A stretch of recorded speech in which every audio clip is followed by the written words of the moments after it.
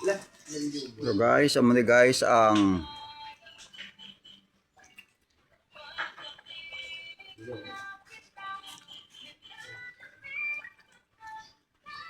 good for diabetes guys. Kainin ito guys sa isang piraso dahon ng tanim nga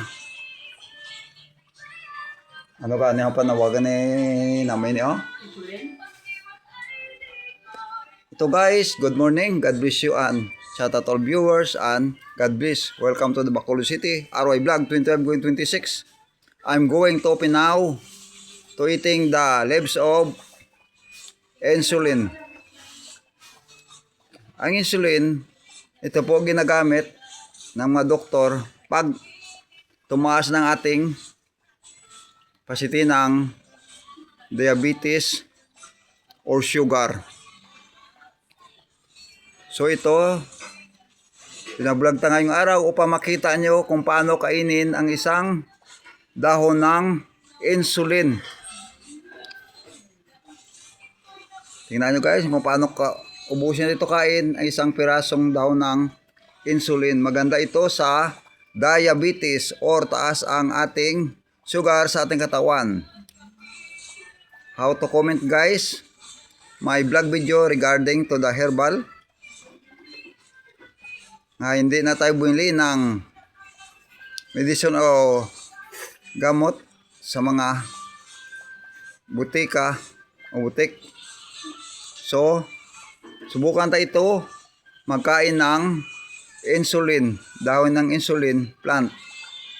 Tingnan nyo guys kung ano ang ating maramdaman pagkatapos nating kain.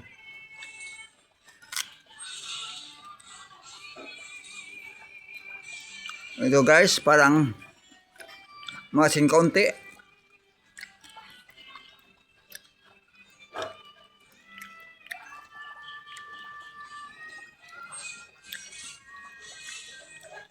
Ang maramdaman tanday guys,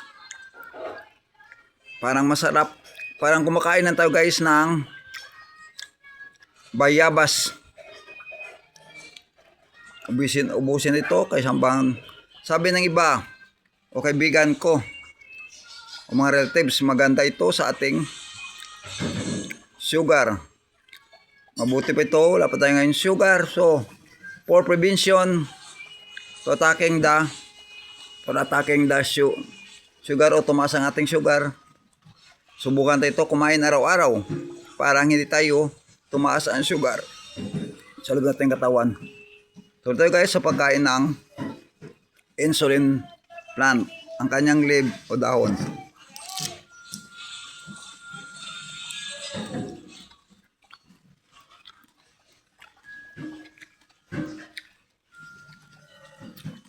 Parang guwabal nito guys, ang kanyang at may kaunting sang asim, kaunti katamtaman ng yung guwaba o biyabas, walang tayong maramdaman. Ito para sa maasim na kaunti.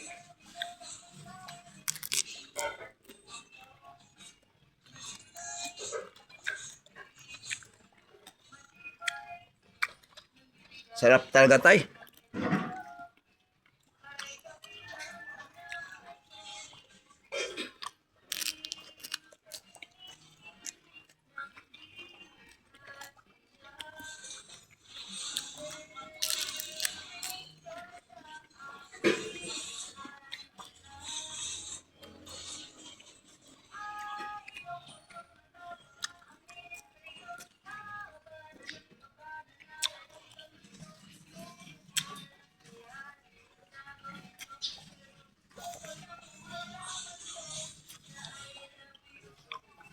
Iluwat na ito pagkatapos guys, ang kanyang lang duga. Ang kailangan ta. Ayun, tapos itapon ta ito.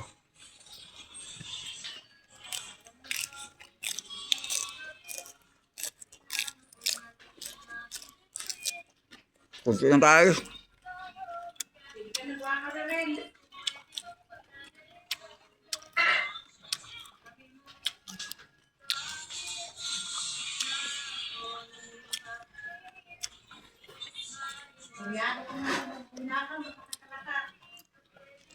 Konti lang guys. Naramdaman ta guys, parang gumaan ang ating katawan. Parang nagpa-epekto ito kagad guys. Thank you guys. God bless you and good morning.